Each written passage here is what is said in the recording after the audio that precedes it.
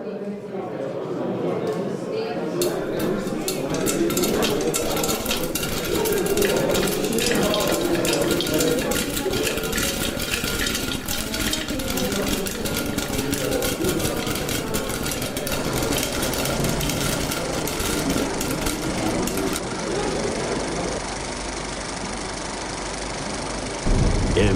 single Jedi is now an enemy of the Republic. Do what must be done. Do not hesitate. Show no mercy. Who could have done this? Twisted by the dark side, young Skywalker has become. I feel so helpless.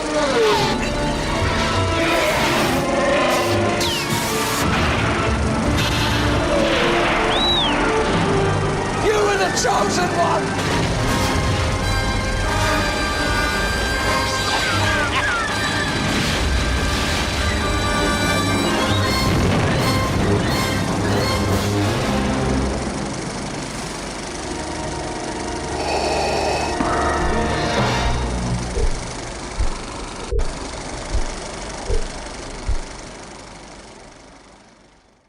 What's going on, everyone? Welcome to a very special episode of Renegade Marquee on the Renegade Pop Culture Podcast Network. My name is Mike. Joining me tonight, we've got Nick. Hello there. And this Somebody had to. Of course. So this is our 20th anniversary celebration of Star Wars Revenge of the Sith. And nobody will be able to see this, but here's my 4K copy. It's essential. Well, for the original trilogy on 4K, no, because I'd rather the original unaltered trilogy get released on 4K officially. But yeah, no, I've got the entire series on 4K because. So, before we get into the meat of the movie, Nick and I both saw the re-release in theaters last month. So I'll let you go first. How was it revisiting this in theaters for the first time in forever? So I'm not gonna put up a front with everybody. I'll be that guy to say that I am that Star Wars fan that grew out of the prequels, that I dug on them as a kid and everything. And then just about 10 years ago, when the prequel hate was about at its peak, I was kind of a huge contributor to that. Mainly just because my love of the original trilogy, the original unaltered trilogy, really wanting to see that get a Blu-ray or a 4K of some kind. But, you know, just seeing this again 20 years after the fact, I think this might have been the most fun I've had watching this movie since maybe since I was even a kid. Yeah, I kind of felt the same way. For those who don't know, Revenge of the Sith was actually the first Star Wars movie that I saw in theaters, believe it or not. I was just a little bit too young to see the special edition of the original trilogy, and for some reason I just don't remember. I either don't remember or I just never saw Phantom Menace or Attack of the Clones in theaters. But I distinctly remember my dad taking my younger brother and I to see this on like a Sunday afternoon, and it like at the time I really liked this movie, and it's always been the one of the three that I like the most. Because I think it was just it just had the best parts of Anakin's story. Well, here's where I'm actually just going to say one more blurb about the re-release. Honestly, this probably was the biggest event of a re-release I've ever seen. Like, there were people still dressing up as if it was a brand new movie. And the best part, too, there were no kids in my theater. Wow. Yeah, like, I think there might have been a kid at one of the earlier screenings, but pretty much by and large, it was mostly people in our age range. When I took my friend with to go see it, we just waited in line. I had my Angel Maker shirt with Palpatine on it, electrocuting all the Jedi. That was rad. But I mean, my thing, I guess, with Phantom Menace and Attack of the Clones, like even with the benefit of the Clone Wars cartoon, it doesn't make those better movies. But I really want to avoid like any kind of negativity as somebody who's genuinely trying to enjoy Star Wars again. Yes, the Clone Wars doesn't make it better, but also at the same time, considering just it's a 3-year gap between episode 3 and episode 2, a lot more stuff I'm willing to give a pass. And just again, in hindsight, I think I'm walking away liking this movie more than I have in a long ass time. And I can kind of see why. Well, one of the huge things, I guess, do you want to just get the cons out of the way? Yeah, because a lot of the cons that I have are just kind of carryovers from the first 2 episodes. Yeah, well, if we want to bring up special effects, even the CGI in this, I think, has aged the best. I mean, I do know that there is some practical effects usage, like Palpatine's makeup effects or actual makeup effects. There are some actual like props for ships and everything, but like they're either so coated with CG that I can't even tell. But with here, I'm more willing to give it an excuse because it still looks good. That's the thing. In like the 6 years between the Phantom Menace and Revenge of the Sith, they really nailed the visual presentation of the film. Like Yoda specifically looks so much better than he did in like Attack of the Clones. Yeah, even though I'd still prefer him as a puppet, and Same. I'm still in that camp that I don't think he should be using a lightsaber. But for the rest of this podcast, for all intents and purposes, I really want to do my best to avoid, oh, they should have done this. Oh, they should have rewritten this part. Oh, they should have cut this part out. I kind of want to avoid that shit here. But I get where you're coming from, and we might as well just get the obvious, the dialogue out of the way. Yeah.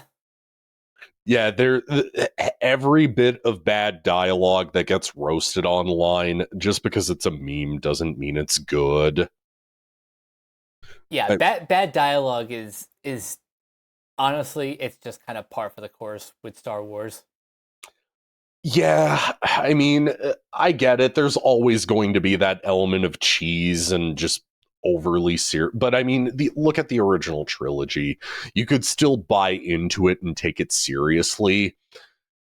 Here, a line like, "Love won't save you, only my new powers can." Like, no, that's bad. No, nobody can make that. And this isn't gonna ever be a criticism of the actors, even though I was 100% in that camp that was like really maybe more harsh on the actors than I really should have been 10 years ago. But like, considering DiCaprio was up for Anakin back in the Attack of the Clones days, even he couldn't make this shit sound good.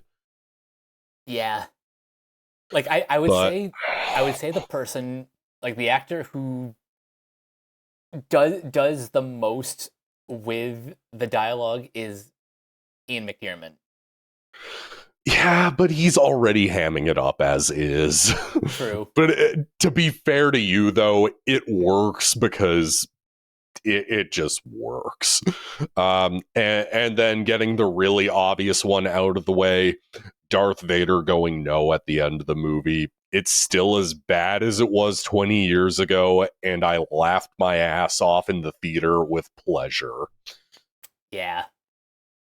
Yeah, enough said about complaints about a 20-year-old movie, because we don't want to be like the losers at Geeks and Gamers who throw a temper tantrum over an almost 10-year-old Star Wars movie at this rate.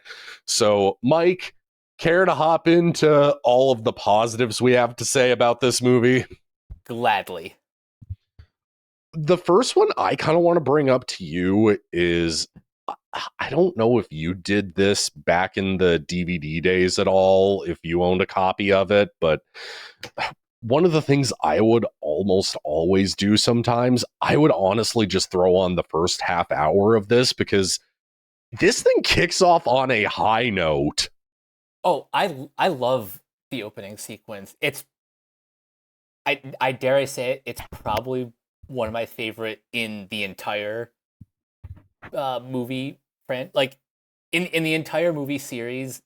This opening just kicks so much ass. Yeah, I mean, even for the fact that it's CGI ships flying into this gigantic space battle, again, it's still CGI that looks good. It's not something that I just go, yeah, this looks like it was made in 2005. Like, it still actually holds up, which I was kind of sitting there going like, man, I'm really expecting to, kind of tear this movie a new one again. I'm having fun here. And then even the stuff between Anakin and Obi-Wan, between their ships, even the cutesy droid shit is dialed back in this movie. Yeah, I don't want to just say this is the most Star Wars the prequels have felt, but like it does have that like OT feel, with like the banter between Obi-Wan and Anakin, and like the space battle and all of that. This is like as close to the original trilogy as George Lucas got with the prequels. So I'm gonna ask you this: did you watch the Clone Wars micro series that aired back in the day before this came out? I did not all of it, but I have like distinct memories of General Grievous, which is where that character came from.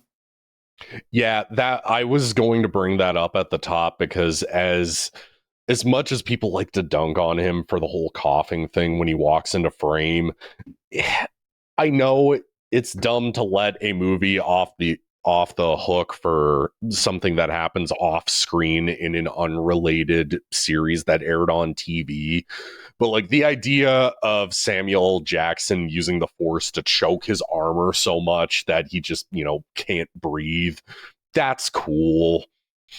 I mean, I kind of have to let that off the hook. And the concept of the character still is cool, and his CGI still looks good. Oh yeah, I love his design, and the fact that just the fact that he has like so many arms for all the different lightsabers. Yeah, that was something that just surprised the hell out of me back watching that series, because I remember watching the first chunk of it when it's just, a robot that's fighting with dead Jedi's lightsabers, and then getting to the second half of it where you see another arm appear off of, let's just say his right arm. You see another arm appear and you're like, holy shit, he's gunning for another one, and then you see him fighting with 4 lightsabers. Like that was rad to see. So that was something that had me in particular hyped for this movie, even though I do want to avoid a lot of they should have done this instead. But Darth Maul really should have been the villain across all 3 of these movies. In hindsight, yeah. Like I only say that like with hindsight, given how much time has been devoted to Darth Maul outside of the Phantom Menace. Yeah, exactly. And my other thing too is that I remember seeing this online somewhere about how like the villains are supposed to be foreshadowing Anakin becoming Darth Vader, having a Jedi turn to the dark side, being Count Dooku, having a mechanical being that's, originally made of organic tissue, being Grievous. In this case, somebody who's like all powerful and evil being Darth Maul, about how all three of those villains tie into Darth Vader on some level. I get it, but at the same time, it doesn't make for a compelling villain across all three movies. And I'm going to tie this into Count Dooku's fight. Like, as fun as that is, as cool as it is to watch Anakin and Obi-Wan get a rematch against this guy again, it is kind of lame getting Christopher Lee in your movie for only like the first 15, 20 minutes, only to just kill him off. Yeah. I mean, like you said, like the fight is still great. I just wanted to see more of it. Yeah, and here's where I'm actually gonna spin this into a positive. I remember watching the Cinema Sins episode on this movie, and it brought up a really good point that comes up during the Palpatine Windu fight later on in the movie. After Anakin kills Count Dooku and is like, I shouldn't have done that. That's not the Jedi way. I shouldn't have cut his fucking head off. That comes back during that fight, and it's like, okay, the subtle manipulation, it works better for me here knowing that. Yeah, that's a good point. Yeah, I've seen this movie tons of times over the years, but at the same time, I'm also just going, you know what? I can appreciate that little attention to detail there of, okay, he knows he shouldn't have done that, but he's still on the Jedi side. But then that comes up later where the roles are reversed. And then we obviously know what happens, but still, like, this entire first half hour of the movie, it still really works for me. I don't know what it is. Maybe it is partially nostalgia, but I just ended up having such a fun, even by the time they get to Coruscant, and thanks Satan, Jar Jar Binks is hardly in this fucking movie. Oh, yeah. Well, here's the thing that we haven't even gotten the chance to bring this up. This is the first Star Wars movie to be rated PG-13, and I feel like this movie earns its PG-13 rating. This is not the Star Wars movie made for kids. This is made for the teenage audience. This is made for the older crowd.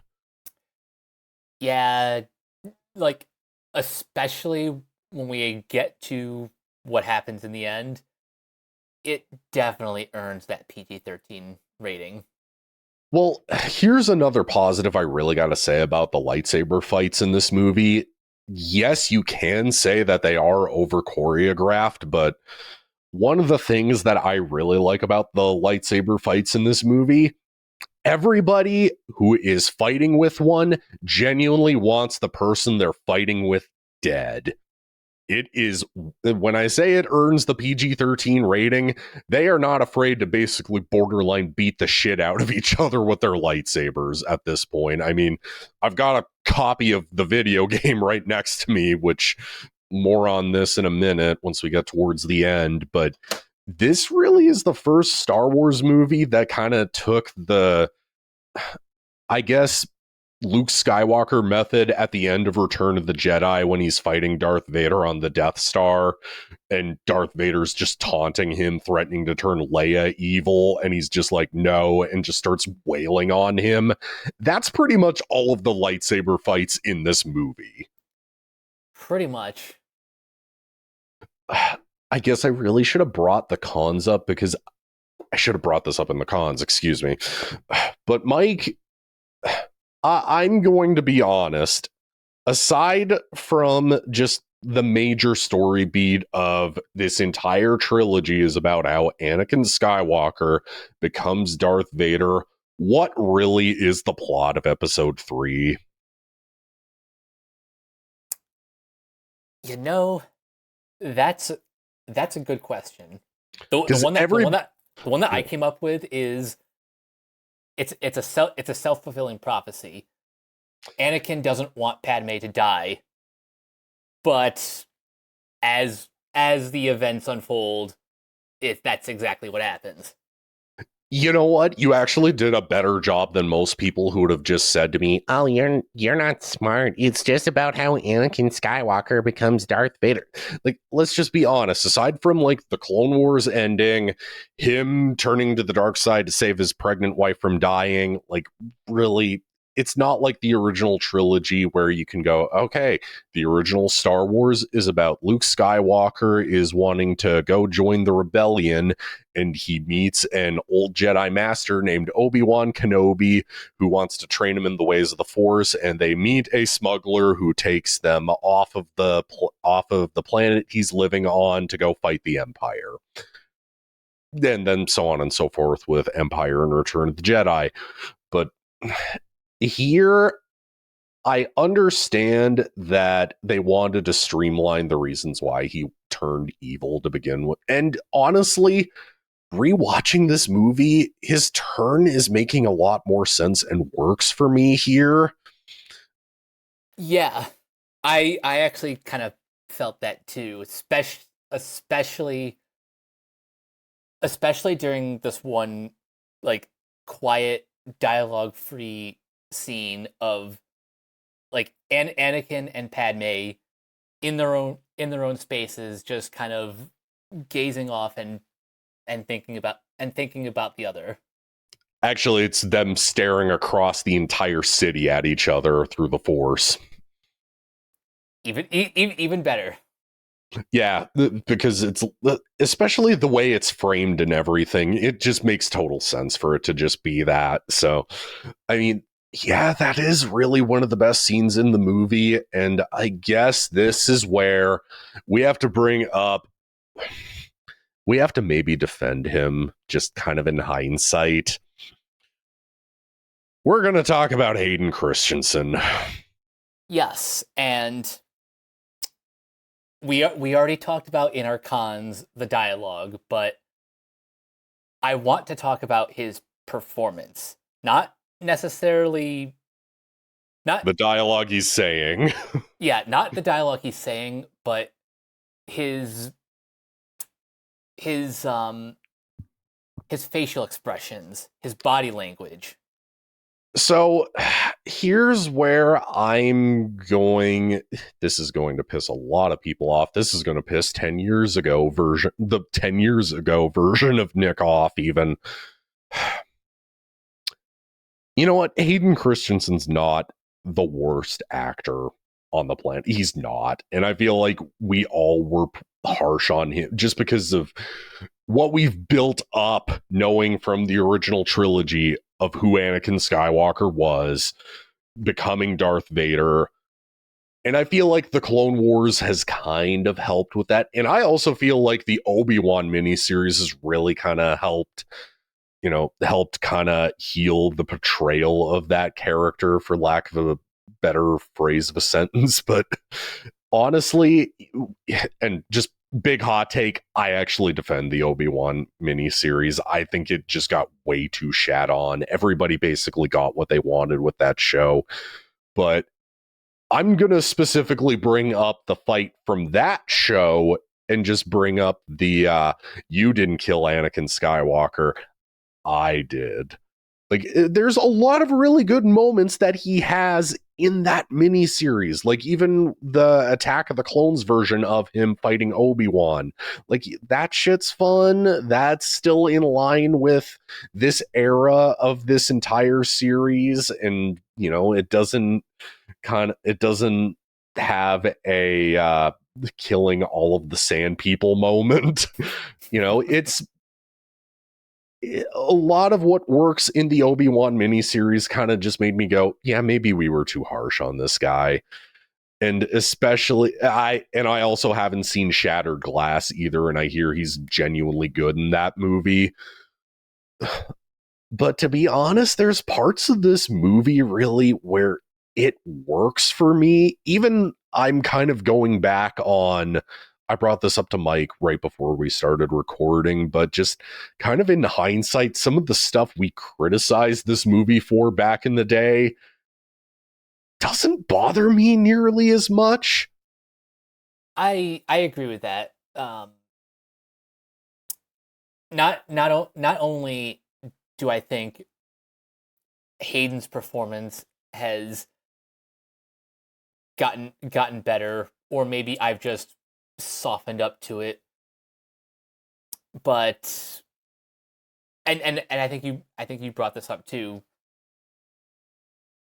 The stuff that we've gotten after Revenge of the Sith has kind of helped both his image as an actor and getting more opportunities to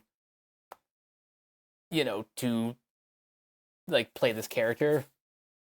Yeah, exactly. And also, I'm just going to bring this up. This isn't really related to what's in the movie, but you know what? It's cool that he's doing like all of the promo still for this movie 20 years later. Did you guys? We didn't get his introduction up here in Canada before the movie started. Did you? Yeah, we got his introduction. Yeah, I only saw it on YouTube, and I'm going to be honest, even I just kind of went like, this is really cool. He doesn't need to be doing this. This is cool.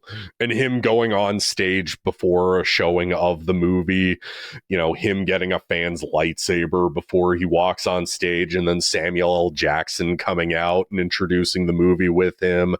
Like, that stuff's cool. I find myself giving that a pass, but like more stuff in the movie, I'm going to tie this into a criticized aspect of it that in hindsight, it works for me better now. Even if you don't watch any of the expanded universe stuff, it's just kind of general, I guess, common sense-ish kind of things. I'm not wording myself well here, but just humor me with what I'm about to say.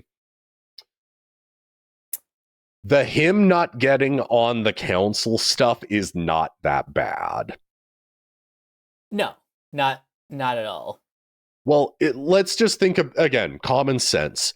This is a guy who has been through a galactic war, who has led armies, who has clearly proven himself as a Jedi, as a pilot, and especially in terms of things like the Clone Wars cartoon series from Dave Filoni. Again, the stuff from Ahsoka, let's just factor in all of it. We have an entire 3 years of growth in a character, and he gets approved to be on the Jedi Council, and he's not a master just because the Council doesn't seem to like him very much. I can kind of understand why he'd be pissed about that. I can't take credit for what I'm about to say next, but before we recorded, I was watching the Cinema Wins video on Revenge of the Sith, and he brought up what if Qui-Gon was still alive, how he would have, guided Anakin away from the dark side, maybe even prevented it from getting like manipulated the way he did by Palpatine. You know what? I don't know how I'd really roll with that, especially just given how Liam Neeson, whenever Star Wars comes up in interviews these days, he's like, I'm happy to have done it, but I don't care enough to go back, basically. So I don't really know how to feel about huge what ifs like that. But for me, again, just being used to seeing how this character has been portrayed in the Clone Wars, and even if you just skip over episodes 1 and 2 and just go 3 original trilogy, and then if you want to cut it off there, go for it. Or if you want to just continue with the sequels, do whatever the fuck you want. I don't care. But really, it's still kind of in line with the original trilogy more than we probably even gave it credit for. One huge thing that we'll bring up is really Anakin's interactions with Palpatine. They still work as well as they ever have. Yeah, like one of my favorite scenes is the opera scene. Where that's the dead ass obvious choice, but at the same time, it's the right choice. Let's be real. Exactly. I mean, I'm going to be honest, that was the scene I was getting the most excited to watch again, was just seeing that play out in its entirety. I mean, even if I hate the metachlorians being brought up, I'm like, him telling the story of, again, going into expanded universe stuff, explaining who Darth Plagueis was, heavily implying that he's his former master and that he killed him. Like, all of that shit's great. It's still well shot. It's got a ton of atmosphere. This feels more like a scene that belongs in a Star Wars movie. It works so well. Exactly. That's honestly the reason why I love it so much. Like the lighting is really cool, and of course Ian McDiarmid's delivery of that tale of Dark Plagueis gets me just every time. Well, even the stuff about him knowing that Anakin does not like that he is being asked to spy on Palpatine, even Palpatine is just kind of going like, I've got a really bad feeling about the Jedi, that they're trying to overthrow me, and they asked you to do something that made you feel dishonest, didn't they? I'm going to tie this back to the whole, that's not the Jedi way. It just works for me better here. I don't know what it is about the whole him being manipulated to the dark side. This time watching it, it just works better for me. Like, I know everybody likes to bring up how rushed it feels. I, in hindsight, think it kind of works better 20 years on. Yeah. Like even if you've never seen the first two prequels, this just as a standalone film explaining the origin of Darth Vader, it works. And then we might as well bring up the Grievous Obi-Wan fight, because this results in the meme I had to reference up at the top, the hello there. Mike, who else said that in the theater when you went to go see it? I heard a couple in my audience. I had it could have just been the audio and where I was sitting, but I think I might have been the only one who was just like next to my friend. I just went like, he's gonna say it, he's gonna say it, he's gonna say it, and then hello there, and I'm like, yes, yes, yes, yes. I got genuinely excited during that, and again, hindsight being what it is, I get that he's wanting to distract all of the droids so that way the clones can show up. That works better for me here than it did. I don't even think I overanalyzed it that much, like even 10 years ago, but like it just works better for me here. No, I get it. But him versus Grievous, this might be, is this the weakest fight in the movie just because it ends so quick? Probably, but even at least then, we it's get still... to see an awesome clone fight. Yeah. Yeah, I mean, at least we get to see so many of the clones just getting eradicated, and then Obi-Wan just chases off after Grievous. I don't even think that separating Anakin and Obi-Wan this far into the movie, I don't even feel like this is done poorly even. That's just kind of my thing with this movie in hindsight. I think maybe the entertainment value also really helps to carry it. It's an insanely well-paced movie. It is, and a lot of the choices that are made, they, we talked about the stuff that doesn't work, but more on the macro level, the beats that get you from point A to point B are generally the right ones. Like you said, separating Anakin and Obi-Wan for a good enough chunk of time so that when they have their big climactic battle, you feel the weight of it. I actually just thought of a really good analogy to use. It's how Matt Stone and Trey Parker like to write South Park episodes. I kind of feel like this could apply to this movie. The way that Matt and Trey write South Park episodes is they never try to just be like, this character and this character go and do this. They're always like, this character and this character go do this, and then this happens, and then this happens, and then this happens, is kind of how they get the story to progress in a South Park episode.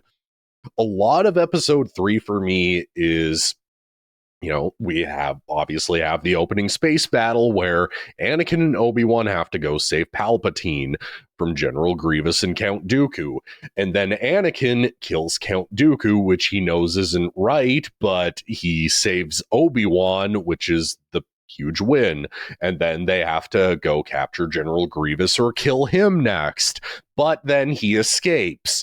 But then they have to land the ship and yada, yada, yada, the rest of the movie. But you're kind of getting my point. Like, this is a really well-paced movie on just like an entertainment value level and just like on a storytelling level for me.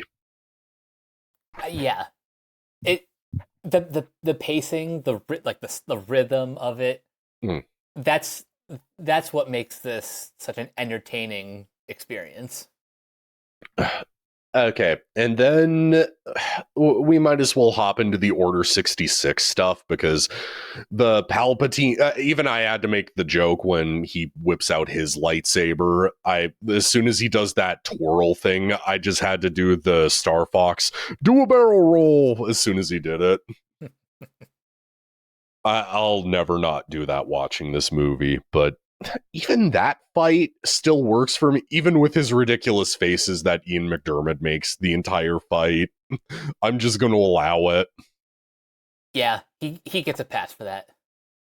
Well, imagine how much longer this would have been, especially because the video game has an entire section where Anakin fights Mace Windu.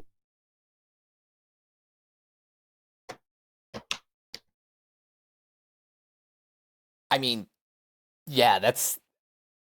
I never actually played the video game, but I do want to check out scenes of that fight. Well, here's what I was originally really going to save this for the end, but this is probably the most spoiled big blockbuster movie of all time. Like, I sent you an Instagram reel about this, but really, in hindsight, go back and look at both trailers, like even just ignoring pre-existing knowledge in your head about this movie. Both trailers, even the teaser, really spoiled this movie. I know that it has to tie into the OT. Okay, fine. But at the same time, it spoils so many of the big set pieces and so many of the big scenes that we all know and remember of this movie, to the point where even the Lego Star Wars game, I think, came out in April of 2005. That even spoils the entirety of episode 3, but in Lego form. But the episode 3 video game goes as far as to even have clips from the actual legit movie. Oh, wow. Yeah, like it has everything from like the opening battle, the Mustafar fight, Anakin turning to the dark side, all of it. Like, it spoils all of it. I can't think of another movie that has gone out of its way to basically spoil itself. There's maybe only one other example I can think of. It's the score for The Phantom Menace. Some of the track listing has some spoilers in them. Yeah, I guess, but how many properties though have allowed like a tie-in video game or like a tie-in medium like Lego basically spoil chunks of the movie? It's not that common, but it's just weird to see it happen, especially for a series like Star Wars. Exactly.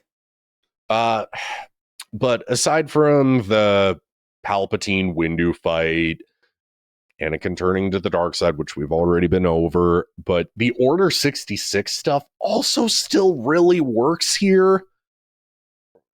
Like, even considering episodes 1 and 2, where we know nothing about any of these Jedi that are getting killed off, this is the fashion that they're all getting killed off in. This is basically what we've been told about from Obi-Wan in the original movie, of how Darth Vader and the Emperor went out of their way to just destroy all of basically 80% of the Jedi are wiped out after this one event. I think that's the reason why the Order 66 scene works so well, because it doesn't matter who these people are. It's the act of going across the galaxy and wiping out most of the Jedi.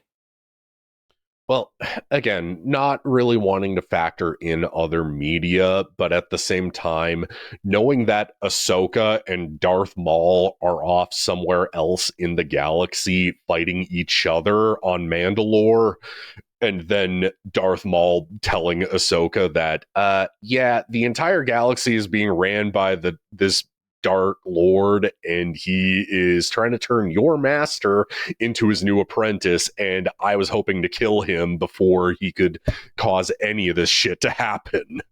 And then factor in stuff like the Bad Batch, factor in stuff like knowing that Grogu was around during Order 66. You know, there is cool stuff from like outside media that can make you appreciate this stuff more, but it's still especially just seeing Yoda's reaction to all of the Jedi just being eradicated, it still works. Mm-hmm. But then this is where I had to point out like some of the cool cameos to my friend watching the movie with me. Like, I pointed out the opening battle scene with the kitchen sink flying into the Star Destroyer. I love that. And then pointing out to him that, hey, there's a George Lucas cameo in the Opera House scene. That one I didn't catch. Yeah, like right before Anakin runs into Palpatine's like viewing chamber, like his own viewing box, you see George Lucas just talking to, I think, his daughter dressed up in blue in the background. That's cool. Yeah, and then his son is in the part where Jimmy Smits gets to the Jedi Temple and like meets up with the clones, and then the one Jedi saves him so he can get away. That's George Lucas's son. Nice to see he's getting the family involved.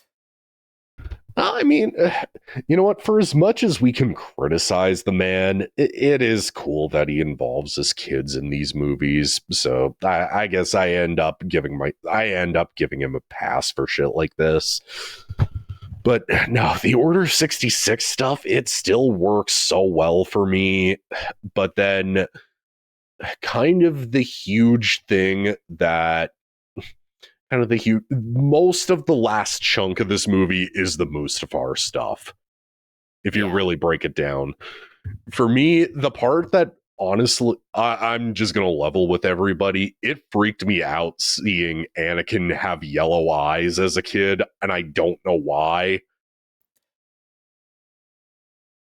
Yeah, that when you told me that for the first time, I was a little bit confused, but thinking about it more, like, actually, I kind of get it. Well, I'm going to bring up a really good point that Sam Witwer from Force Unleashed and who voices Darth Maul in the Clone Wars cartoon brought up. He brought up a really good viewing order to show like kids introducing them to Star Wars, and I can understand how this could maybe freak a kid out. So introduce them to Star Wars with the Clone Wars cartoon, but don't watch all of it. Just cut it off at a certain point and then watch the original Star Wars. Have the Obi-Wan scene where he goes, oh, and Darth Vader killed your father. So that way the kids are attached to Anakin. So that way we see this great warrior, see this great mentor to Ahsoka, but then we get the I am your father reveal, and it's still impactful the way it is in Empire Strikes Back. It still works. And then show them episode 3. Then show them the rest of the Clone Wars, and then show them episode 3, and then just go like, holy shit, this is how he turned evil. I like that. That's a good viewing order. Yeah, like in hindsight, it just makes a lot more sense. And also just to tie it into some of the stuff that freaked me out as a kid, I don't know what it was about the yellow-eyed stuff, but Palpatine in particular too freaked me the fuck out. Maybe it was just because of the makeup looking like way scarier than he did in Return of the Jedi. Maybe that was what did it for me. Yeah, it could be that plus the voice gets all distorted. It wasn't even the voice. It was literally him just... the cackling in particular, especially in the first teaser trailer when he's just laughing during the Yoda fight. Like, again, we're used to him in Return of the Jedi just being this wrinkly old guy antagonizing Luke. Here, he is this all-powerful, I will eradicate all of the Jedi and we will rule the galaxy. Like, that guy is scarier than even Return of the Jedi, which, as much as I love Jedi, yeah, this is the scariest version of Palpatine. But, you know, even 20 years on, just his makeup looks so fucking cool. It does. But getting back on the Mustafar stuff, so like even him going to wipe out all of the Trade Federation, like especially if you hate episode 1 and hate those characters, it's a worthwhile scene just watching him go to town murdering all of these people. Oh yeah, that I'm not gonna lie, that was pretty satisfying. Well, even for as much as you can harp on him murdering kids, which before I get into like my main point, did anybody in your theater cheer when he went to go murder the kids during Order 66? No, but I'm sure there were people thinking about it. Yeah, I've been seeing that pop up a lot online, and that's a criticism of these movies. Yeah, I can still back to some degree, but people are forgetting this scene in particular, I feel like, because like he's going around murdering, like, yeah, they're aliens, but he's murdering adult aliens too. Right, exactly. But yeah, that's probably the first time I'm like, okay, yeah, this is Darth Vader. This is who he is now.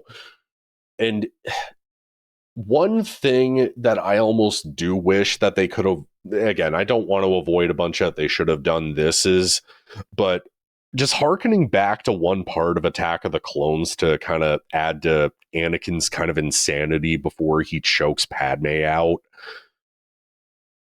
What if they decided to include the bit of, remember in Attack of the Clones where Obi-Wan is like to Anakin, you look tired? Yeah, it's been a minute since I've seen Attack of the Clones, but I know the scene you're talking about. Yeah, well, to be fair, don't go back and rewatch Attack of the Clones. But with that scene in particular, and just him going like, I'm not sleeping great anymore. I keep... In this case, instead of having that be him having like nightmares about losing his mom, how about have this like be a running subplot that Anakin's not getting very much sleep? That can kind of add to his little bits of his insanity and a little bit of his freak out that he has towards the end of the movie. I feel like that would have had like a ton of impact going like, yeah, he's basically getting no sleep, so that's why he's acting like a lunatic and probably not in his best mindset. Yeah, that might help, I guess, ease into the transition of him turning. If he's already physically spiraling, then of course he'll be more susceptible. Yeah, and I don't know if I should count this really as a criticism of the movie or not, but how do you feel about Obi-Wan finding out that he's become Darth Vader? I think I'm generally okay with it. Maybe the dialogue could have been a little bit smoother, but how he finds out, I have no real issue with it.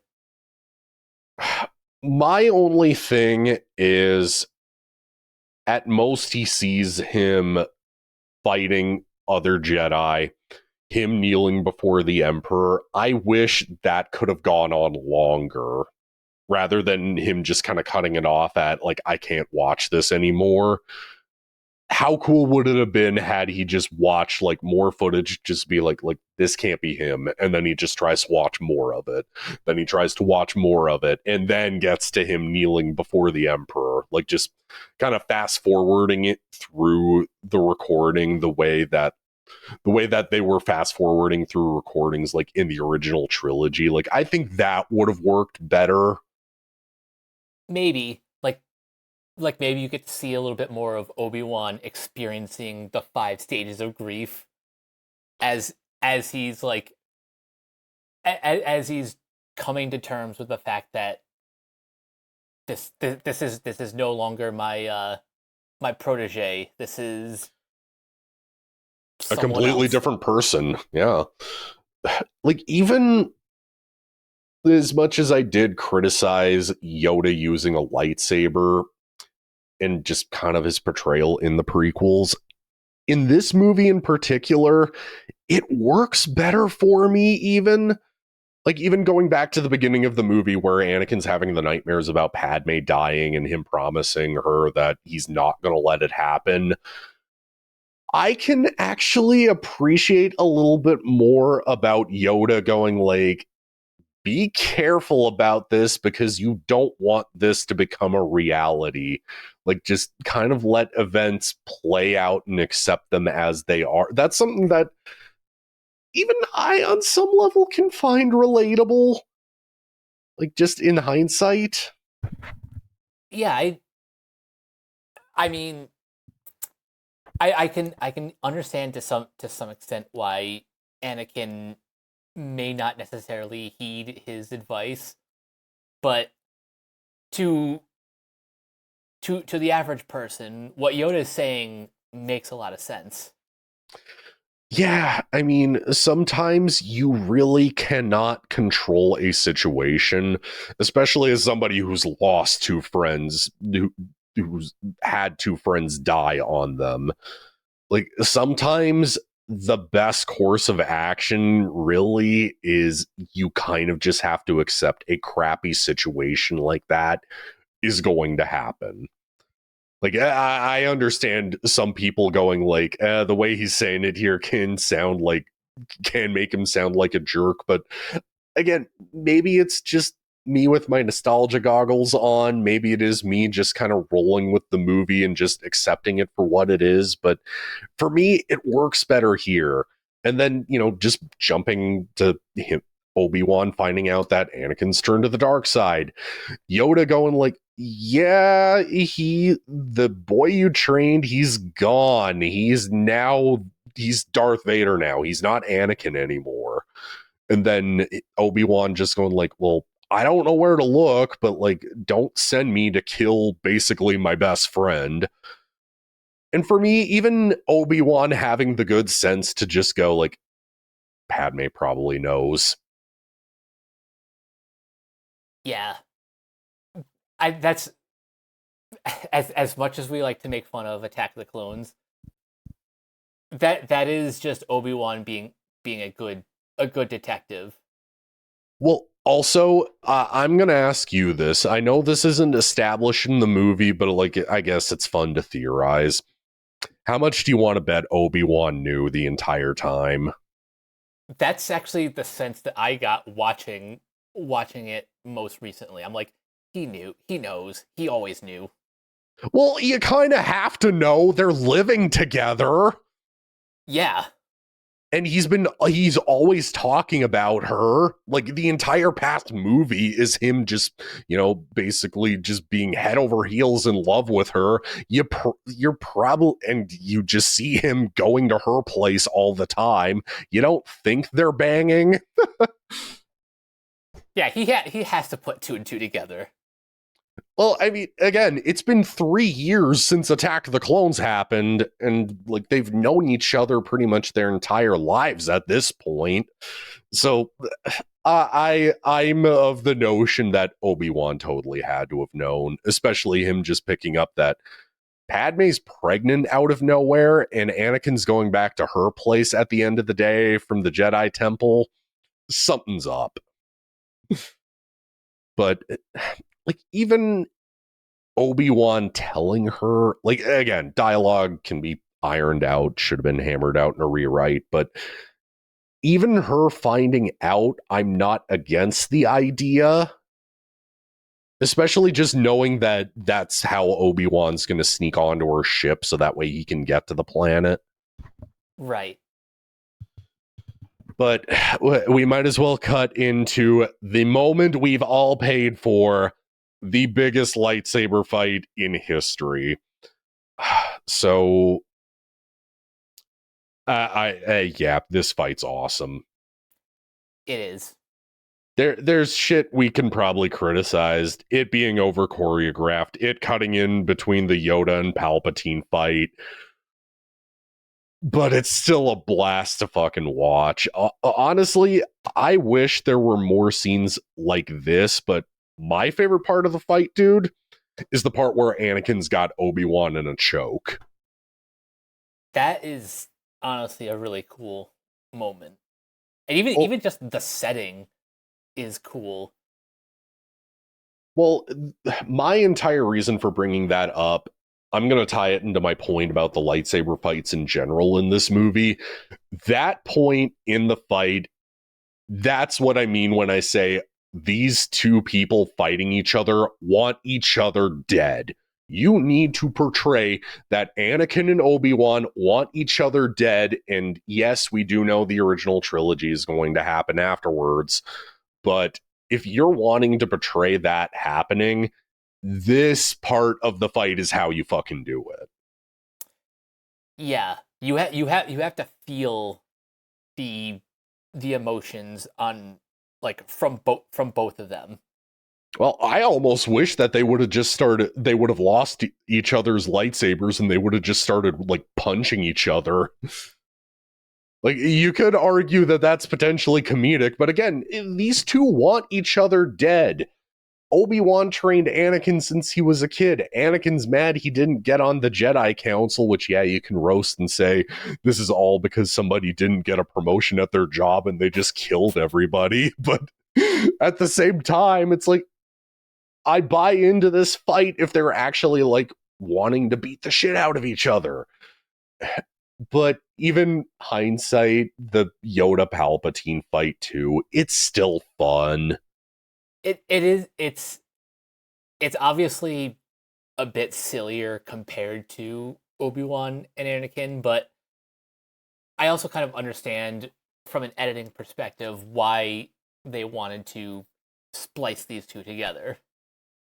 Yeah, I almost wish just in general, the Anakin Obi-Wan fight, I wish that had the Duel of the Fates reprise instead. Same. Like, that is where you should have had that, where it's like they have the lava flying everywhere and they're like holding each other's lightsabers back against each other. They should have had that song playing in the background during that. That would have been rad. Oh, yeah. But even the Yoda and Palpatine fight, it's still, once they lose each other's lightsabers, I think the best parts of that fight are when they start using their force powers against each other. Oh, for sure. Like, that's where Yoda really is at his best. Like, you have the most powerful dark side user and the most powerful Jedi in the galaxy fighting each other. I don't want to see them using their lightsabers. I want to see them use the Force and see them try to best each other. Exactly. But hopping back to the Anakin Obi-Wan fight, like, again, you could argue that it's as over choreographed as it is, but even earlier on in the fight, before they get to all the lava, there's still bits that try to harken back to earlier in the movie. Like Anakin tries to do the same stunt on Count Dooku that he tries to do the same thing to Obi-Wan again, where he's like going for his hands and then Obi-Wan catches his hands and then just blocks his swing at him. Like that stuff's cool. And then once they get to the bridge section and the lava's flying everywhere, like them just still trying to technically work together, even though it's like, yeah, we're still trying to murder each other, but we don't want to get murdered by being dunked in lava. We saw how that worked out for Gollum 2 years ago. Mm-hmm. But like even once the part of the fight that's in second place for me is still the part where Obi-Wan gets to the "I have failed you, Anakin." Like we haven't really talked that much about Ewan McGregor and how good he is in this movie. Oh yeah, no, because he's incredible in this. Like I know everybody likes to bring up in general how he's the bright spot across all three of these movies, but in particular here, yeah, there are sillier bits that he tries his best to make convincing, but then you get the part where he goes like, "I have failed you, Anakin. I have failed you." And then how it still ties into how Anakin says he's lost earlier in the movie. Obi-Wan's just like, "Look, you think the Jedi are evil? You're cool with Chancellor Palpatine? Dude, you're fucking lost. I can't help you. I need to end this shit for good." And then you just see Anakin hop on the same platform as him, and they're just wailing on each other. Like, second best part of the fight. That works so well for me. Oh yeah, like this is exactly what I mean when I say the reason you can just feel the passion in both of them is the performances. So I'm gonna ask you this in general, just because we do have Return of the Jedi where Obi-Wan goes, he's more machine now than man. Aside from the "you were the chosen one" stuff, how do you feel about how Anakin becomes Darth Vader? Not like the dark side stuff, the physical side. Oh, you're talking about once he's like lying on the table and all of that? Once he's limbless and burning to death. I would say that before he gets on the table, Anakin truly becomes Darth Vader once he's baptized in lava. Well, I was just kind of more coming from an angle of I don't know any other way you can kind of get him from point A of this trilogy to point B being the end of Return of the Jedi, the way he looks, how he is at the end of that movie. And I think the way to do that is to like to get rid of his limbs in a way that's more, I guess, permanent. Well, that's just kind of my other thing too, is just that we never really knew ultimately what happened to Vader and why he was in the suit until Return of the Jedi. We just thought, hey, this is some guy who wears this cool costume and just is evil. That's how he was in the original Star Wars. Then we see the back of his head in Empire Strikes Back, and like, he's wearing the suit to live. What happened to him? And then we find out that he's Luke's father. Then we find out that Obi-Wan trained Anakin and trained him to become a Jedi. And then he turned to the dark side, destroyed the Jedi. And then end of Return of the Jedi happens. Luke turns him good again. He has no hair. He's completely burnt. Like, how did it is still stuff that's established in the original trilogy, even if it's something where it's like, how cruel is it to leave your so-called best friend to basically burn to death and leave him for dead? Yeah, when you think about it, that is that is a pretty cruel thing for him to do. But at the same time, he's also thinking like, what can I do? I've like, there's nothing I can do to like win my friend back. You're basically a lost cause. Well, here's another good point. This is another fan theory, and it could be a way to explain away the stupidity of having the high ground. But Anakin trying to attempt what Obi-Wan did against Darth Maul. That I actually can kind of find convincing, just because Anakin wants to be like Obi-Wan so badly, and he wants to best him here. So what better of a way to then best your master by besting the guy who killed his master? Being able to basically do what he did. So that, to me, makes more sense in hindsight, I guess, again. Yeah, there is a lot of the student becomes the master mentality in Star Wars. Yeah, I mean, Vader says that in the original film anyways, so it does a lot of things for me that just go, yeah, this still lines up with the original trilogy for me. And that's what I want really out of any Star Wars movie is, how does this line up with the original trilogy, and how does this like move the story, like keep moving the story forward? Yeah. And really, if there's one more thing I can add to they should have rewritten this part, I don't think, like, Natalie Portman does not have that much to do in this movie. Unfortunately, yeah. I'm going to make a really bad joke here, Mike. How much do you want to bet her winning an Oscar for Black Swan was because of this trilogy? But in all seriousness, if I could have done a rewrite for this movie just so that way it lines up more like the original trilogy, is that don't have her die. I could see that. Just because Leia already says that she remembers her mother, her real mother, in Return of the Jedi. And guaranteed it's not Bail Organa's wife. No, it's going to be Padme, and it's not going to be 3 seconds after she comes out of the womb. So if that's going to be one thing that I genuinely do wish there was a rewrite for, would be that she would have lived to the end of the movie. Yeah, because is there really a narrative reason why she had to die other than that's like, I don't know, one last push to get Anakin fully to the dark side? Well, I mean, I guess that is his character flaw, is just how much he is trying to save everybody and he just can't. True. But really, and again, it is kind of touching to see, her have like the carving from episode 1, like in her casket with her on Naboo at the end of the movie, and then having it cut to Darth Vader and Palpatine watching the Death Star get built.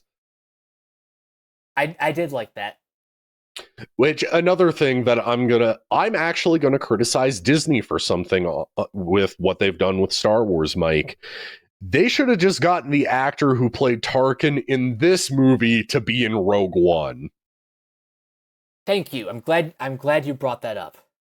Jesus, because I really hate Disney's de-aging shit they're doing with every single movie that they do, whether it's Star Wars, Indiana Jones, Marvel.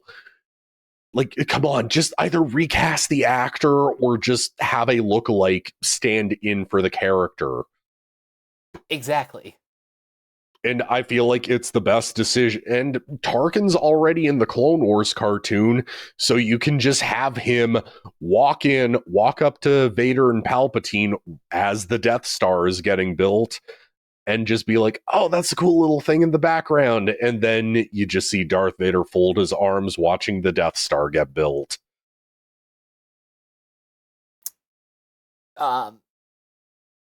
I I know you're not caught up with Andor yet, and I still even need to finish the last 3 episodes. But when that show can get away with like recasting actors, there's no excuse for what they did in Rogue One.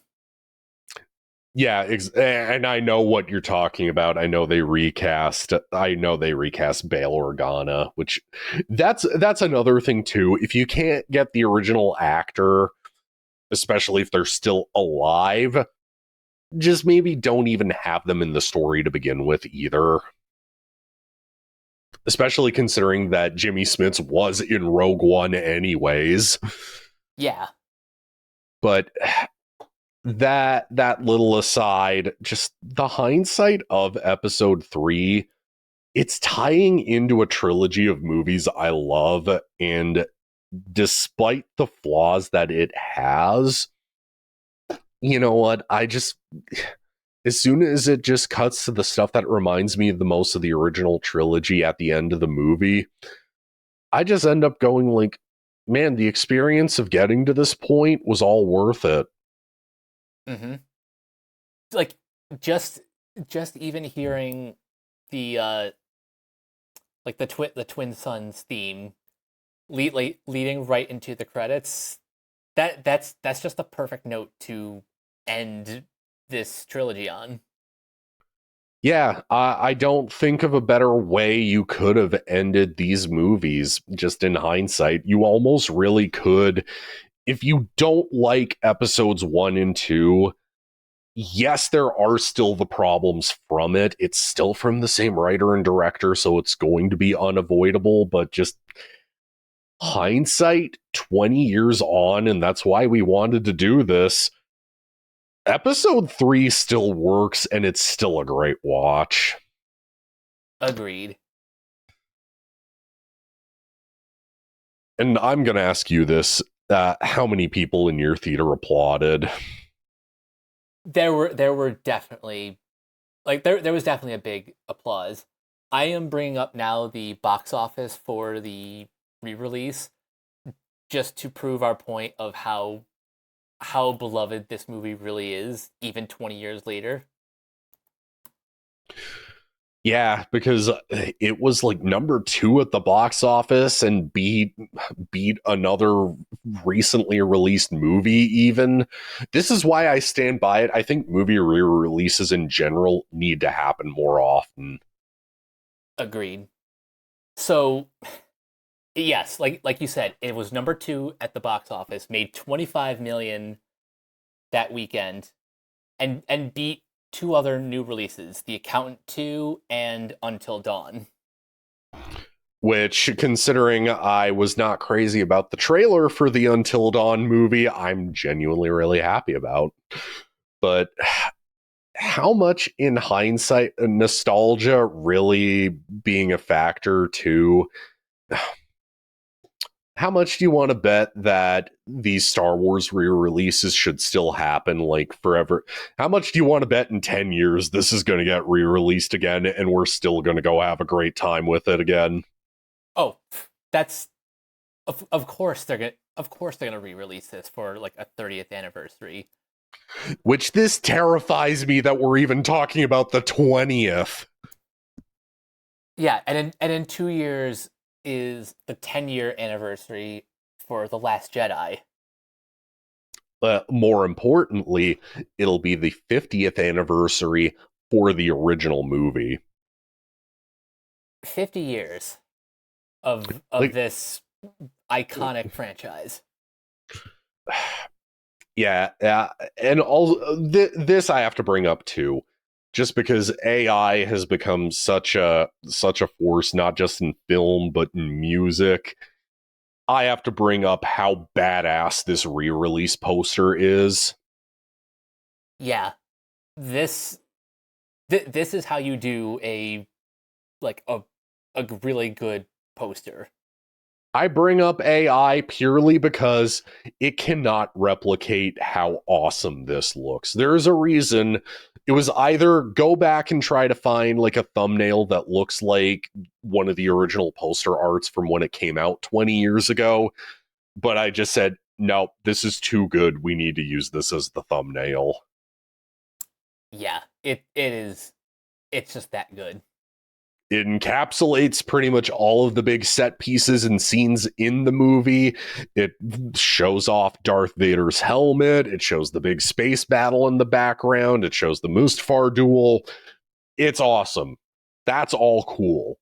So, really, in hindsight, I'm probably going to watch this when we drop this episode on May 19th again, man. Probably even watch it along with the last 4 Clone Wars episodes. Yeah, it's a good time to celebrate this movie. And I'm glad I got you to do a 20th anniversary for this one, man. Aside from the fact that it was released in theaters for it, like 2 years ago, I tried to get you to do a Return of the King episode. Yeah, I'm glad I got to do this too. I wish we had an opportunity to do the 20th anniversary for Return of the King, but yeah, just going back and celebrating this movie.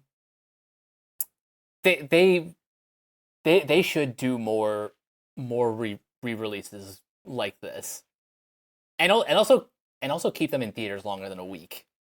Well, even in the horror realm, the Terrifier re-release, it was mainly around the Halloween weekend, or like close around to Halloween 2 years ago. But even that was like for a good solid 2 weeks its run. So I do wish that, like, how much greater episode 3's box office would have been, like you were saying, if it had been released for longer than a week. And the fact that all of the showings for it were selling out. Exactly. Now I know the reason why they didn't. I don't agree with it, but Disney's gonna Disney. Unfortunately, if there's many things that I can defend Disney for, I can also criticize it. Exactly. But yeah, if you haven't revisited episode 3 in a while, re-release aside, even if it's on like Disney Plus, even if you have your old DVD or the 2011 Blu-ray, just go watch episode 3 today, kids. It's May 19th. It's the 20th birthday. Help it bring in its 20th birthday, either by watching the movie or playing the admittedly awesome movie tie-in game. It's backwards compatible on the Xbox Series X. It's seriously a really good video game. It's like if you took God of War and made it a Star Wars game. I like the way that sounds. But yeah, that's basically what this game is, dude. And like, how much of the tie-in?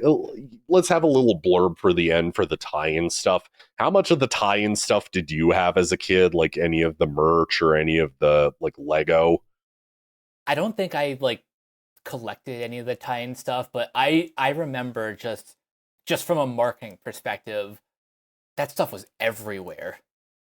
Oh, dude, as a kid, I tried my best to get as much of the Lego as I could. I think I got one of the Wookiee ships from the Kashyyyk fight. I think I got one of those as a kid. I got Anakin's ship that he has in this movie. I got the Mustafar duel set, but the part that pissed me off was that I didn't get any of the minifigs with light up lightsabers if you push their heads down. Oh.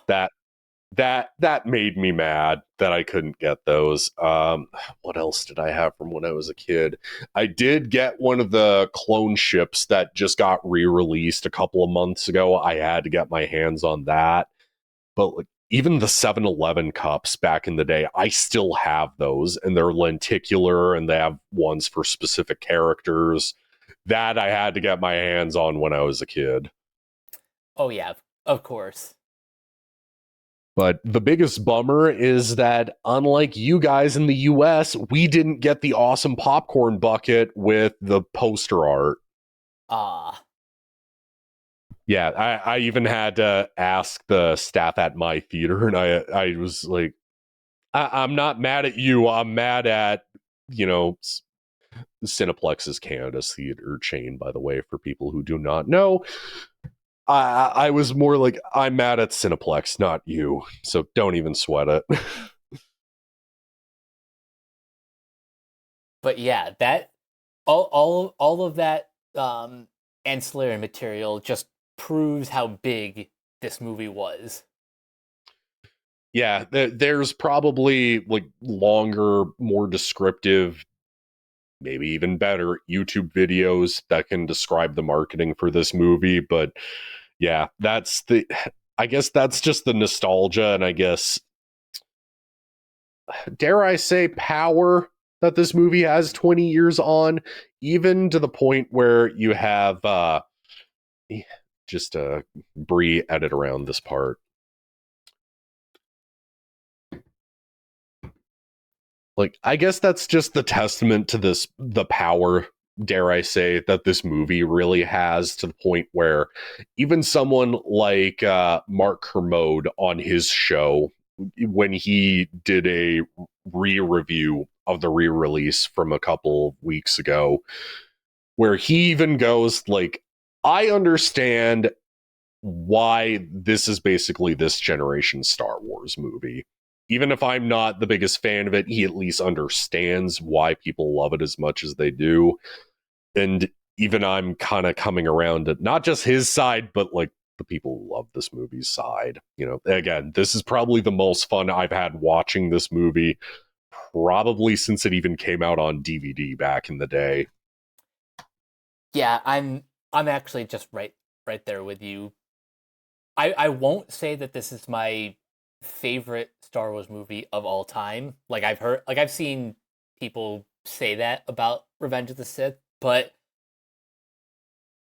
I think just the last the latest re-release has helped me to just kind of fall head over heels for the experience again. Yeah, if anything, it just makes me go, the original trilogy is still the untouchable three, but really, if we're going to just be picky choosy about which, because that's how I'm trying to enjoy Star Wars again, is just pick what I like.